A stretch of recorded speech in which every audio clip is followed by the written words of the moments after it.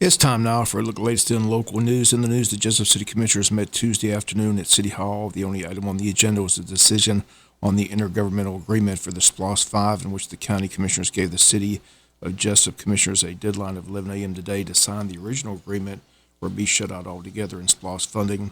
SPLOST 5 vote will be decided in March of 2024 by the registered voters of Wayne County. In the meantime, the county and cities have to agree on the terms, the split in funding, the major projects, all that in a resolution to be voted on in March of 2024. All sides felt they had an agreement with the funding breakdown by population, but the issue of money, it's always about the money.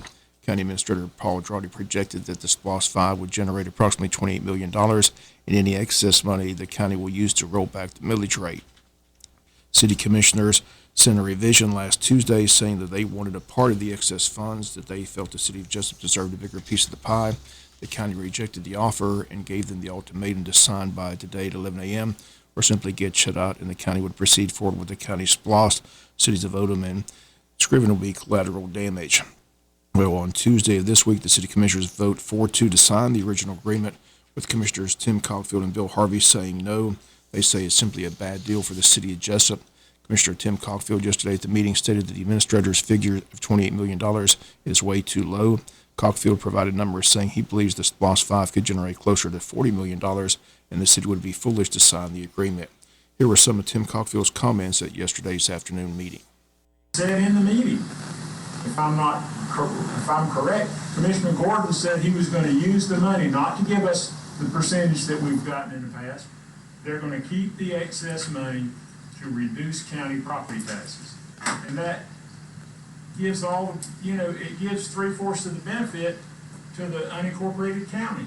Why would we want to use our money to lower county taxes when we could use that money to lower city taxes?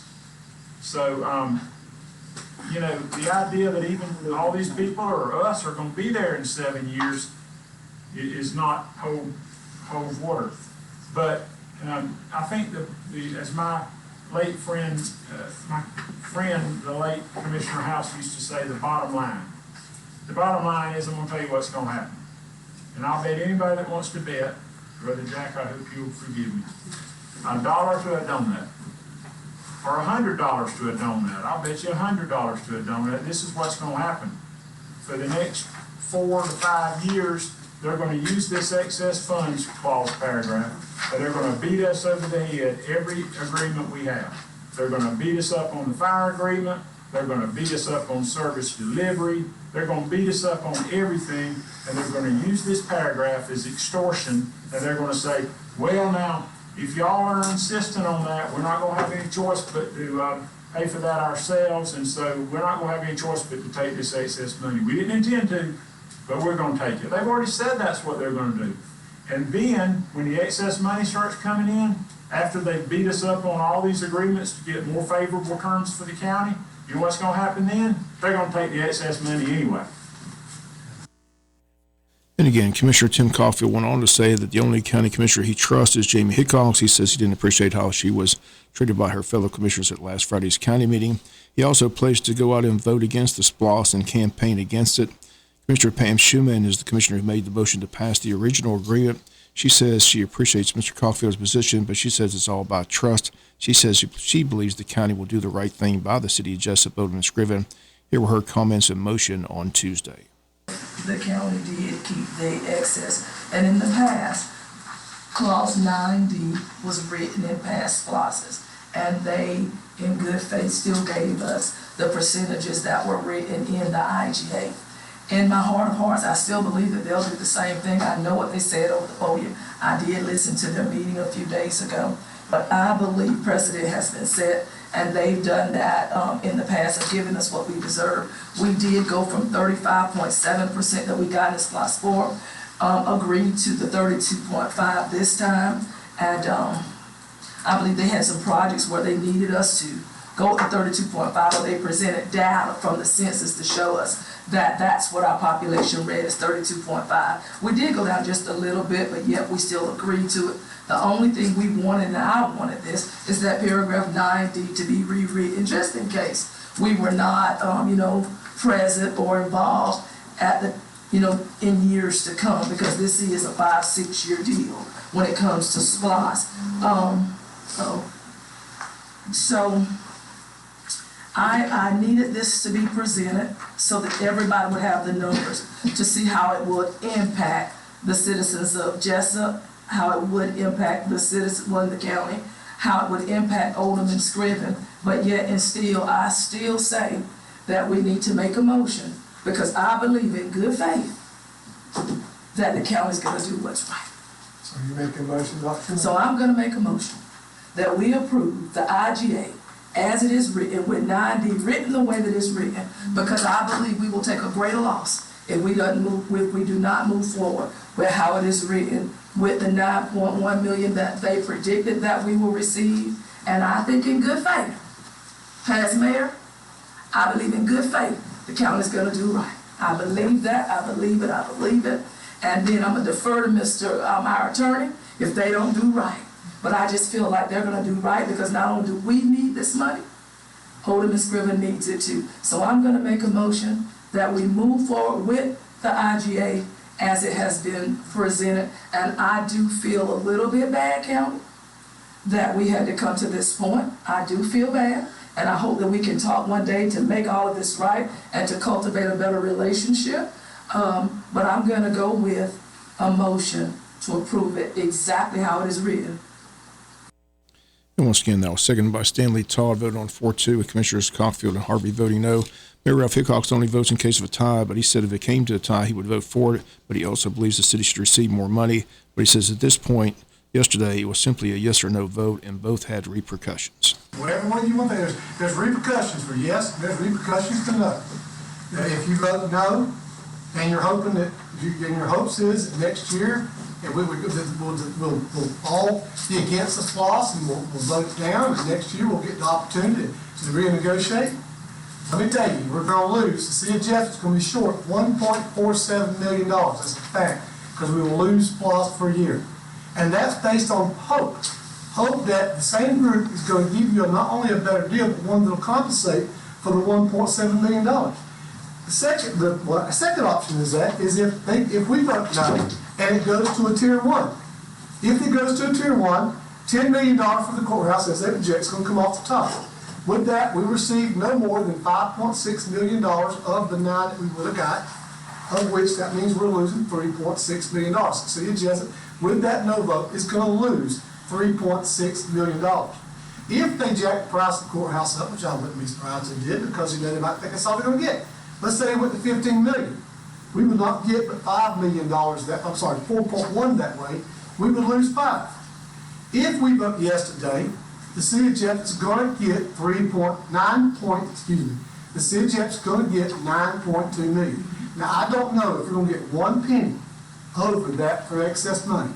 I agree. I have to admit, the numbers that he had there, I agree with most all of them. The numbers I'm telling you today is your no vote. I can't find in any of those scenarios any more money than a yes vote for $9 million. And when I took my oath and I decided to run for mayor, I said I would do what I felt was best in the situation for the city of Jesup. And I'm not going to use retaliatory or vindictive methods to make that decision. Now, I don't agree with a lot of the ways this negotiation went off. But at the end of the day, the decision that we have in our hands today is a yes or no vote.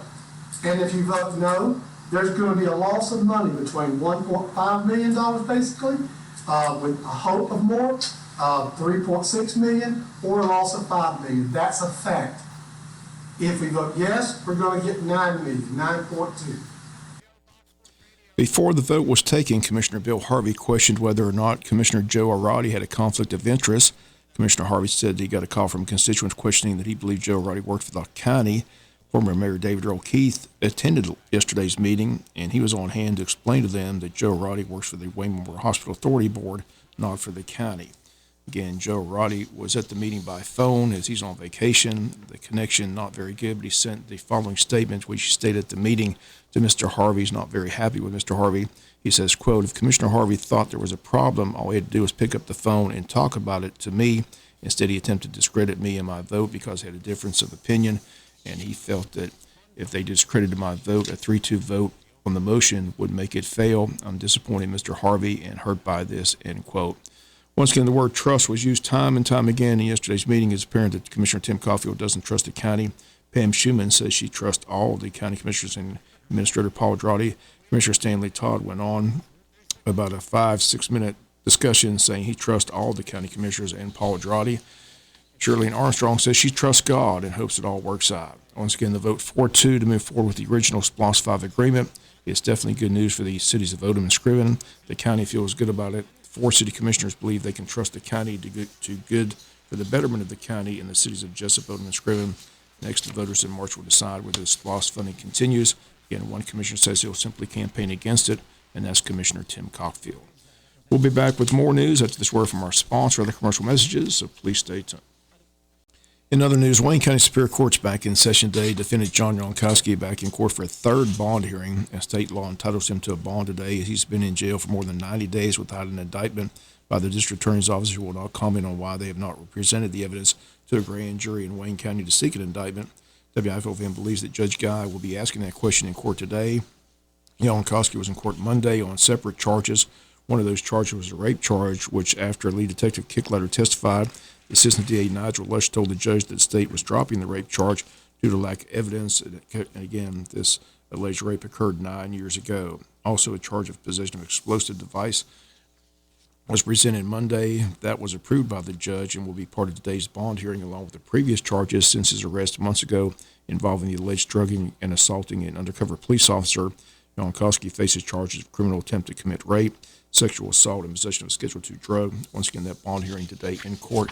WIFO will be on hand, have a report for you on tomorrow's newscast.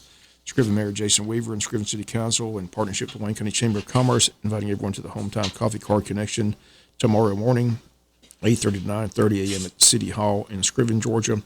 And they say come grab a cup of coffee and pastry and meet and have conversation with local business leaders as well as elected officials. Again, the mayor says he looks forward to seeing everyone there. Again, that's tomorrow morning from 8:30 to 9:30 in the morning at Hometown Coffee Connection in Scriven City Hall. We'll come back with some final news notes after this word from our sponsor, the commercial messages, so please stay tuned. Final notes news. Early voting continues all this week in the city of Jesup elections. On Tuesday, 43 votes were cast. The total right now, 362. There are over 5,357 registered voters on the city register. After 10 days, less than 500 have voted. Again, voting taking place this week and next. Also Saturday at the Cracker Williams Rec Center. City of Jesup elections, again, election date Tuesday, November 7. There is a community cancer awareness walk this Saturday at JC Stadium, October 28th from 9 to 2. There'll be food trucks and vendors. Stop on by and walk or run.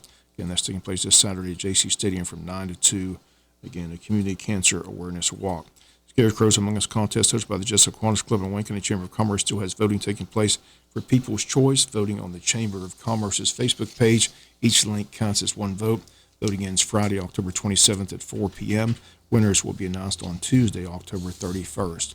The pinking of the city at Jesup Fountain takes place Thursday at 12 noon. The program begins inside the Jesup Depot Community Room.